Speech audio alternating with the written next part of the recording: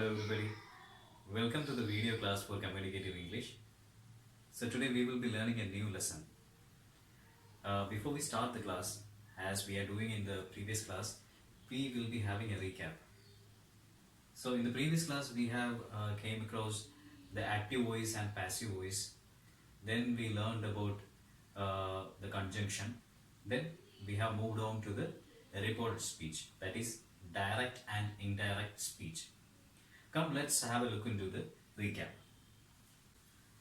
By the time we were discussing about the active and passive voice, we have got the definition. Like, you can simply look into this. Active and passive voice is that form of a verb which shows the subject does something or whether something has done to it. Then we moved on to the conjunction. About the conjunction, we got the definition that the conjunction is a joining word which will be joining sometimes the words or sometimes the sentences. It will be making the sentence more compact. Okay, towards the end, we learned about the reported speech. In that, there are two reporting speech. One is by quoting the actual words of the speaker to whom we are referring to, and the second is indirect speech. We will not be using the actual word of the person who is referred to. Okay, the definitions are given here. We can have a look at it. Okay, shall we move on to the coming portion, that is a new portion that we will be learning today. Today we will be learning about punctuation. This is the new part. So punctuation, the word is derived from Latin word punctum. It means a point. Okay, in grammar, we can say a punctuation means putting in a point or stop in writing so as to create a proper feel of the message. That is the definition. So we are having so many punctuations which we are using in the daily life. So we will be learning about that punctuations one by one. So the first one will be full stop. You can see here. And the second one, comma. And the third one, semicolon. And the fourth one, colon. Fifth, question mark. Then sixth one is exclamation mark. Then inverted commas, dash, and hyphen. These are the important punctuation marks which we will have to learn. Okay, so we will learn these punctuation marks in details. Okay, let's start. So, as we said, the first one is full stop. Okay, it represents a greater pause and separation. So it will be giving a greater pause or separation. So one example is given here for having a better idea about what is the full stop. This will be the book you want, I suppose. This will be the book you want, I suppose. By the time I am completing the sentence, I am giving a proper stress or pace or pause. I am stopping it there. Okay, so let's move on to the next punctuation mark, that is comma. It will not be having that kind of an importance like full stop. Okay, let's look into it. The definition is given here. It represents the shortest pause. You can see the definition for the comma is given here. It represents the shortest pause.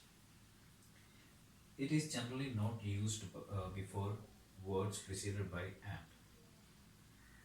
It will not be used before words preceded by and. Here we are having an example. We should be looking at that. You will be seeing it on the screen. England, France, and Italy formed an alliance. England, France, and Italy formed an alliance. So it will not be making a pause like a full stop, but there's a minimal pause. Then comes the semicolon. It represents a pause greater importance than the comma. So it will be showing a greater pause which will be more important than the comma. Example is given here. He was a brave, large-hearted man, and we all honor him. He was a brave, large-hearted man, and we all honored him. You can see what kind of a pose was given after that punctuation mark, that is semicolon. Okay, so next we will be moving on to the colon.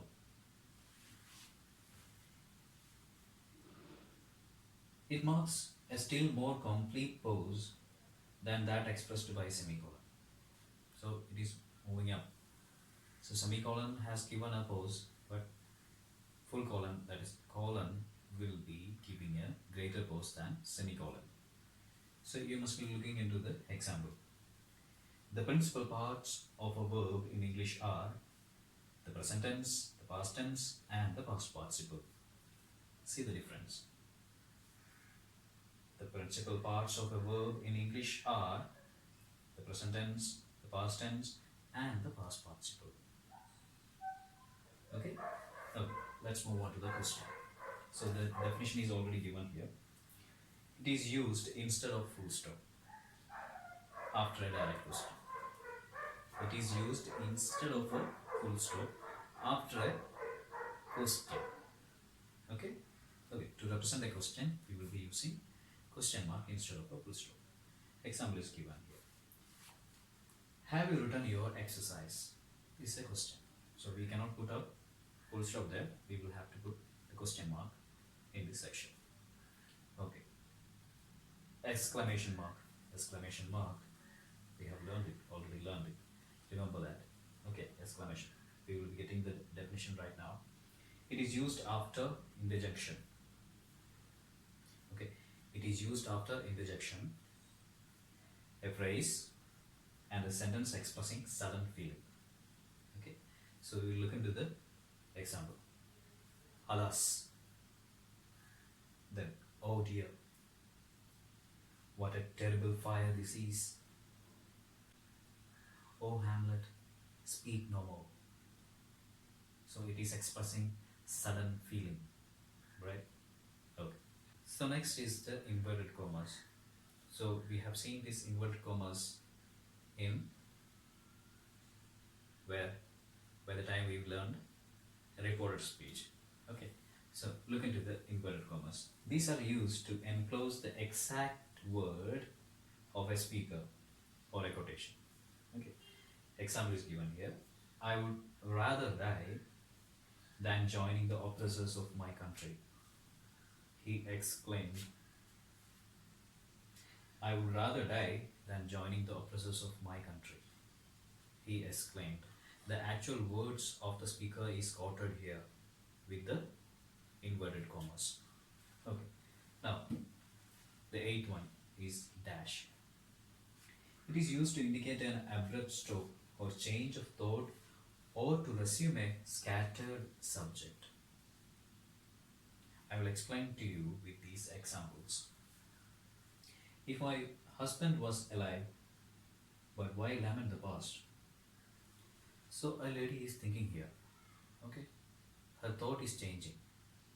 If my husband was alive, she is thinking about the past and she directly comes to the present stage. So there is a change in the time. Okay, and the thought is also changing. First she is thinking about her husband and she is thinking that if he would have been alive. Then she is saying, why I should be lamenting, I should be sad on that condition. Okay, she is coming back to the present stage. So there is a shift in time and also thought. Okay, so then the second one. Friends, companions, relatives, all deserted him. Friends, companions, relatives, all deserted him. See these friends, companions, and relatives. These are scattered subjects. So by the time we are mentioning scattered subject and then to the matter, we will be placing dash. Okay, friends, companions, relatives, dash, all deserted him. towards the end. Hyphen. It is shorter than dash. By the time we are just marking it, it is shorter to dash and is used to connect the parts of a compound word. Okay, so it will be used in connecting the compound word. Compound word means two words or two or more words will be used to form another word. So look into the example, you will find it more clear. Passerby. Passer and by are two words. It is connected with the hyphen. Passerby. Man of war. Man of war. Three words connected with hyphen. Man of war. Jack of all trades. Jack of all trades. Jack of all trades. Four words joined with hyphen. Okay, so these are the main uh, punctuation marks which we will have to learn. By the time we are writing something, we will have to use these punctuation marks so that we can give the exact feel of the situation which we are defining in that writing. Okay, okay. Let me also tell you the importance of using punctuation marks. Sometimes it will be dangerous. I'll tell you one story. The story is like this. There was a war in a country, and the soldiers were very alert. At that time, the soldiers found a person near to their camp, and they caught him, and he was kept in a lockup. And the message was sent to the commander in chief. So he learned about the condition, and that person is found to be a shepherd. So just he is a poor man, just leave him. And he asked his messenger to send this message to the soldiers. And the messenger sent the message like this. See what is written there. Kill him, not let him away. Is that the message which has been told by the commander in chief? No, this means this man should be killed. You don't have to send him away. And the message was supposed to be like this. Kill him not, let him away. Leave that person. That was the message which the commander told to the messenger. So the punctuations mean it caused a life. So be careful about the time when you are using the punctuations. You should be using it in the proper space. Okay. And thanks for being with me. So this is all for today. We will be discussing new things in the coming classes. Okay. Stay at home. Stay safe. Thank you.